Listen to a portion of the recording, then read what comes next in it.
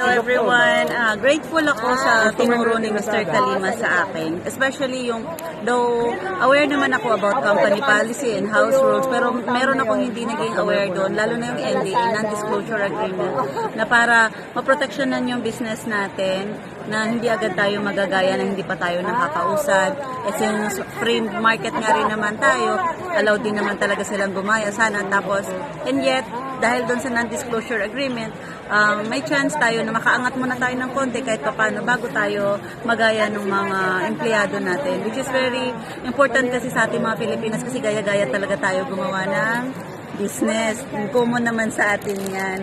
So, napaka-importante sa akin yung tinuro na yun. Saka yung sa documentation.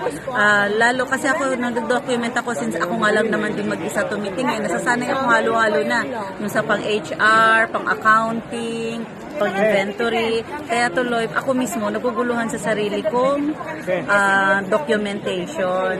Kaya nilinaw ni Mr. Kalima na iba yung HR and accounting at iba yung personal ko, like yung sa mga sa operations ko, like yung sa inventory, sa mga sales tracking, sa mga expense tracking.